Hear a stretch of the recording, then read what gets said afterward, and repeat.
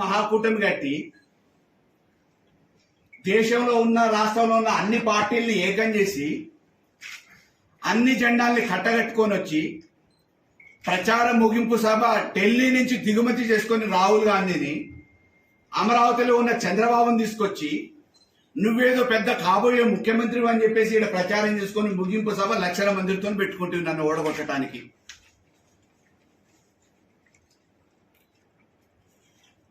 నీకేడ పుట్టగత్తులు లేవురా అని చెప్పేసి కోదండ నియోజకవర్గ ప్రజలు నిర్ణయించి రాయాలని. నేను ఆయన గెలిచినా నా గెలుపు సాధారణమైన గెలుపు కాదు, ఏదో యాదృచ్ఛికంగా గెలిచినట్ట.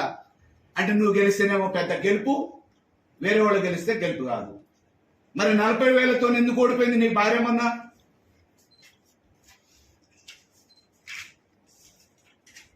టికెట్లకు అమ్ముడు పోయేటోనివి, సీట్లకు అమ్ముడు పోయేటోనివి, డబ్బులకు అమ్ముడు పోయేటోనివి, అనేక రకమైన అన్యాయాలు అకృత్యాలు చేసేటోనివి. నీ గురించి నేను ఇయాల్టి వరకు ఎందుకు మాట్లాడలేదంటే, చచ్చిపోయిన పాముని నేనెందుకు ఇంకా చంపాలి, ఈ నియోజకవర్గంతో పారిపోయిన వెధవ గురించి నేను ఎందుకు మాట్లాడాలని చెప్పేసి మాట్లాడలే. కానీ ఈరోజు నువ్వు నన్ను విమర్శిస్తున్నావు కదా, ఏ ఆధారం లేకుండా వ్యక్తిగతంగా దూషణలకు దిగుతున్నావు కదా. నీకు ఈ రోజు కూడా చేతనైతే నేను తప్పకుండా నీ మీద పరువు నష్టం దావా వేస్తా, ప్రజా పోరాటం చేస్తా. నేనే వదిలిపెట్టా. ఆ రోజు నాకు ఏం లేకుండానే నువ్వు ఒక ఎమ్మెల్యే హోదాలో ఉంటేనే, నువ్వు ఒక మంత్రి హోదాలో ఉంటేనే నా పోరాటం నేను చేసిన ప్రజాబలంతో. ఈ రోజు ప్రజాబలంతో, అదే ప్రజల ఆశీర్వాదంతో ఈ నియోజకవర్గంలో నీ చాతగాంతనంతో, నీ దౌర్జన్యాలతో విసిగి వేసారిన ప్రజలందరూ నన్ను ఆశీర్వదించారు, ఇవాళ ఎమ్మెల్యేగా చేసి. నేను న్యాయ పోరాటం చేస్తా, ప్రజా పోరాటం చేస్తా. నువ్వు ఏదైతే 25వ తారీఖున సమావేశం పెట్టాలి కాబట్టి ఈ సమావేశంలో ఏదో నేను ఇప్పుడు పొడుస్తా అని చెప్పేసి పెద్ద ఆత్మధైర్యం కలగజేయడానికి నేర చరిత్ర, నీతి చరిత్ర, నీతి జాతి లేని వాళ్లతో ఏదో పెట్టి సమావేశాలు పెట్టి చేసుకుందాం అని చెప్పి ప్రగల్భాలు కలిపే ప్రయత్నం చేసినావు కదా నిన్న. ఆ సభలోపే నా మీద నువ్వు చేసిన ఆరోపణలు రుజువు చేయాలి. నేను ఎక్కడికంటే అక్కడికి రావడానికి సిద్ధంగా ఉన్నా. కోదాడు పట్టణంలో ఏ మూలనైనా పర్వాలేదు, ఏ సెంటర్లోనైనా పర్వాలేదు, నియోజకవర్గంలో ఏ గ్రామంలోనైనా పర్వాలేదు. నువ్వు నీ కార్యకర్తలతోని, నాయకులతోని, బలగంతోని, డబ్బుతో వస్తే నువ్వు రా. నాకు ఆ రోజైనా ఈ రోజైనా ఉన్నది ఒకటే, నా గుండె ధైర్యం, ప్రజల ఆశీర్వాదం. నువ్వు నా మీద ఏదైతే నిరాధారణమైన ఆరోపణలు చేసినావో, బురదల్లే ప్రయత్నం చేసినావో, నన్ను వ్యక్తిగతంగా ప్రజలలో చులకన చేయడానికి ప్రయత్నం చేసి మాట్లాడినావో, వాటి మీద క్షమాపణ అన్న చెప్పాలి, రుజువన్న చేయాలి. 10 సంవత్సరాలు ఇక్కడ ఎమ్మెల్యే చేసినావు, 5 సంవత్సరాలు నీ భార్యతో చేయించినావు. 15 సంవత్సరాల నీ పరిపాలనలో కాంగ్రెస్ గా అని చెప్పుకునే ఏ ఒక్క నాయకుడికైనా 5 లక్షల రూపాయల కాంట్రాక్ట్ ఇచ్చేరిగినవా? ఆఖరికి ఎమ్మెల్యే నిధులు ఏవైతే ఉంటాయో ఏసీడీఎఫ్ ఫండ్స్, ఆ ఏసీడీఎఫ్ ఫండ్స్ కూడా ఒక కాంట్రాక్టర్ ని పెట్టుకుని నీ పక్కన జేబులో ఉండే బాలరెడ్డో గీలరెడ్డో అటువంటి వాళ్ళని పెట్టుకొని పనులు చేయించుకొని కమిషన్ తీసుకొని ఇంట్లో పాలు కొనుక్కున్న సంగతి జనాలు కనుక. నీ వల్ల ఎంతమంది ఈడ ప్రాణాలు కోల్పోయారు? దొంగ రేషన్ బియ్యం అమ్మింది నువ్వు కాదా? నరసింహరావు అనేట ఆయన నీ పక్కన నిన్న కూర్చొని సమావేశాలు నిర్వహిస్తున్నాడు. ఆయన కుటుంబ సభ్యుడు నరసింహరావు. ఆ వంగవీటి నరసింహరావు అనేట ఆయనతో రేషన్ బియ్యం అమ్మిన నేర చరిత్ర తీపిస్తా. 100% ఈ నేర చరిత్ర ఏందనేది ఇక్కడ కోదాడోళ్ళకు తెలుసు, మొత్తం రాష్ట్ర వ్యాప్తంగా తీపిస్తా. ఒక మంత్రి హోదాలో పనిచేస్తే, హౌసింగ్ మినిస్టర్గా, గృహ నిర్మాణ శాఖ మంత్రిగా, నీ శాఖలో జరిగిన నిర్వాహకం గురించి అసెంబ్లీలో చర్చ జరిగింది. సిబిఐ ఎంక్వైరీ చేస్తామని చెప్పేసి ముఖ్యమంత్రి చెప్పారు. తర్వాత నువ్వు కాలు పట్టుకున్నావో, ఏళ్ళు పట్టుకున్నావో, నీకు దొడ్డిదారిన బతలాడుకోవటం తెలుసు కాబట్టి దాన్ని ఆపిరు. కోదాడ పేద గొప్పగా చెప్పుకుంటావు ఇందిరమ్మ కాలనీ అని. ఆ ఇందిరమ్మ కాలనీలో ఏం జరిగింది? నీ చుట్టూ భజన చేసే నాయకులకు ఒక్కొక్కళ్ళ పేరు మీద 50-100 ఇల్లు ఇస్తే, అక్రమాలు జరిగితే, దొంగ పేర్ల మీద సర్టిఫికెట్లు తీసుకుంటే, వాటిని బ్యాంకులలో తాకట్టు పెడితే ఫోర్జరీ సంతకాలతోని, ఆ బ్యాంకుల మీద ఫోర్జరీ సంతకాలతోని లోన్లు తీసుకున్న పైసలు కట్టకపోతే నీ అంచెల మీద కేసులైనా ఆ నేర చరిత్ర ఉంది. ఆ నేరంలో నువ్వు కూడా ఒక నేరస్తుడివే. జీవితంలో ఉండాలనుకున్నా, ప్రజాసేవ చేయాలనుకున్నా, ఎమ్మెల్యేగా లక్ష్యం పెట్టుకున్నా, ఆ లక్ష్యం కోసం పనిచేసిన ప్రజలు ఆశీర్వదించారు. ఆ ఆశీర్వాదం కోసం ఇవాళ కూడా పనిచేస్తాను. నాకేం దాని మీద నేను పుట్టుకతో నేను పైసలతో పుట్టలేదు, పైసల కోసం ఏం నేను బతకట్లేదు. గౌరవం కోసం నేను రాజకీయాల్లోకి వచ్చిన. నువ్వు నా నోటి ముందు వచ్చిన అన్నాన్ని ఎన్నిసార్లు లాక్కున్నావో ఈ నియోజకవర్గ ప్రజలకెరక. అయినా నీ చేతగానితనానికి నువ్వు ఇలా వచ్చి ఎక్కడ పుట్టగతులు లేక ఆడ ఢిల్లీలోదంతే హైదరాబాద్ పడి, హైదరాబాద్దంతే పదవి పోయి ఆఖరికి హుజూర్నగర్లో మామూలుగా సైదిరెడ్డి మొగోడు ఆడ ఏమి నా ఆటలు తాగవని చెప్పేసి ఇక్కడ కోదా లేదు అమ్మాయిప్పుడు మల్లయ్య యాదవ్ అని చెప్పేసానంటే సామాన్యుడు అని చెప్పి అనుకుంటున్నామేమో.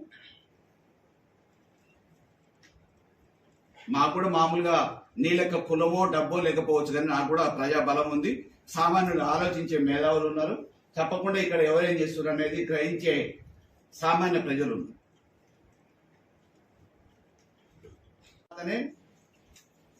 అతను నియోజకవర్గంలో కార్యక్రమాలు పెట్టాలి. అతను సమాధానం చెప్పడానికి వేదిక నిర్ణయించిన, డేట్ నిర్ణయం చేసినా నేను సిద్ధమే. అట్లా కాకుండా ఆయన ఏదో ఇక్కడ కోదాళ్ళ తిరుగుతా అంటే ఆయన ఎక్కడుంటే అక్కడ పోవటానికి నేను సిద్ధంగా ఉన్నా. చెప్పకపోతే నువ్వు చేపించిన ఆరోపణ ఏందో అందరి ముందే అదేమన్నా వేరేది కాదు కదా, ఈ నియోజకవర్గంలో కదా, ఏ పార్టీ అయితే ఏమన్నది సమాధానం చెప్పు, ఆడనే చెప్పు. నా మీద నిజమైన ఆరోపణలు ఉంటే నీకు చెప్పినోడు ఎవడో, నువ్వు చూసినోడు ఎవడో, నాకు ఇచ్చినోడు ఎవడో, నువ్వు ఇచ్చినవా, నీ అయ్యి ఇచ్చిండా, లేకపోతే నీ బంధువులు ఇచ్చిరా, నీ బామర్ది ఇచ్చిండా, లేకపోతే నీ ఇంకెవరన్నా ఇచ్చిరా, రుజువు చేయి.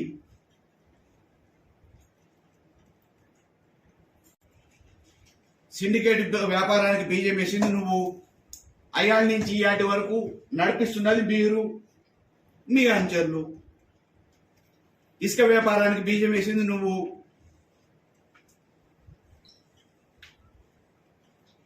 రకరకాల ప్రయత్నాల పేరు మీద వ్యాపార కేంద్రంగా కోదాన్ని చేసుకొని డబ్బు చేసుకున్నది నువ్వు.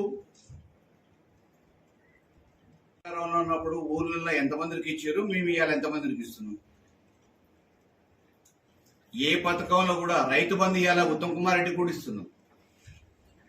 కళ్యాణ లక్ష్మి మామూలుగా ఉత్తమ్ కుమార్ రెడ్డికి సంబంధించిన బంధువులకు కూడా ఇస్తున్నాం. ఆఖరికి సీఎంఆర్ ముఖ్యమంత్రి సహాయనిధి వైద్య ఖర్చుల కింద నిన్న మామూలుగా వెనక ఉండి ఫోజులు కొడుతున్నాడు ఒక ఆయన కూడా ఇచ్చినాం. ఆయన మునగాళ్ళకు సంబంధించిన ఆయన పేరు ఏదో ఉంది, ఆయన కూడా ఇది మన కళ్యాణ లక్ష్మి చెక్కులు అయితే అందరికి వాళ్ళ కుటుంబాలకే ఇళ్లకు పోయి ఇస్తున్నాము, ఆఫీసులకు కూడా రమ్మని ఇస్తున్నాము. ముఖ్యమంత్రి సహాయ నిధి అనేది కేవలం మా పార్టీ కార్యకర్తల కోసం పెట్టుకున్నది.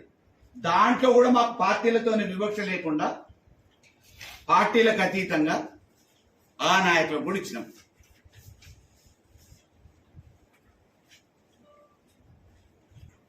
మాదిరికి ఏదో 10 మందికి ఇచ్చి ఇల్లు అయిపోయినాయి అని చెప్పేసి అని కాదు, ఒక డ్రా సిస్టంలో ఇల్లు ఇస్తాము, దానికి ఒక పద్ధతి ఉంది. ఇవాళ సంక్షేమ కార్యక్రమాలలో ఆసరా పింఛన్ ఇచ్చిన, వికలాంగుల పింఛన్లు ఇచ్చిన అర్హతే ప్రధానాంశంగా ఇస్తున్నాం. రైతు బంధు ఇచ్చిన, అక్కడ ల్యాండ్లెస్ పూర్ ఎవరైతే ల్యాండ్ ఉన్నారో వాళ్ళందరికీ కూడా రికార్డు ప్రకారం ఉన్న వాళ్ళకి ఇస్తున్నాం. ఏ పథకమైనా అది పార్టీతో సంబంధం లేకుండా అందరికి ఇస్తున్నాం. మీ మాదిరిగా మీ పార్టీలో మా కాంగ్రెస్ వాళ్ళకే ఇస్తాం, లేకపోతే మా సామాజిక వర్గం వాళ్ళకి ఇస్తామని చెప్పలేదే మేము. ప్రజలు ఒకవైపు నీ కాంగ్రెస్ ని మర్చిపోయారు. పార్టీ కనుమరుగవుతున్న పరిస్థితులలో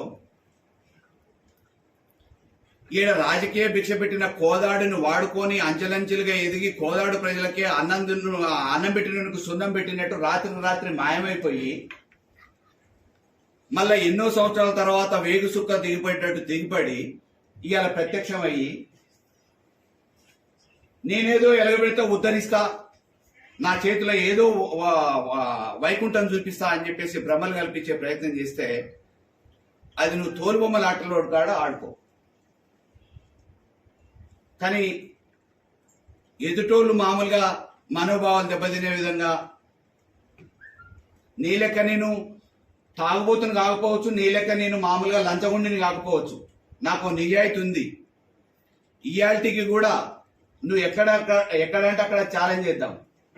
నేను కోదాడలో నియోజకవర్గంలో రాజకీయాలు మొదలు పెట్టినప్పుడు నాకున్న ఆస్తి ఎంత, ఈరోజు ఎమ్మెల్యే అయిన తర్వాత కూడా నాకున్న ఆస్తి ఎంత. నాకున్న ఆస్తి జరిగిపోయింది.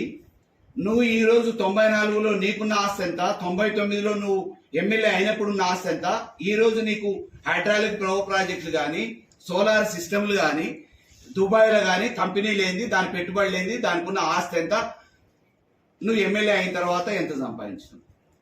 నువ్వు అక్రమ సంపాదన నేనా? నా తాతల ముత్తాతల ఆస్తి లేకపోవచ్చు, కానీ సొంతంగా కష్టపడి ఒక్కొక్క రూపాయి పోగు చేసుకొని ఒక రోజు తిని 2 పూటలు పస్తులుండి సంపాదించుకున్న పైసలతోని భూములు కొని వ్యాపారం చేసి ఆ పైసలతో సంపాదించుకున్న భూములతోని ఒక్కొక్కటిగా నాకు అవసరాన్ని పట్టుకొని అమ్ముకొని ఈడ రాజకీయం చేసిన.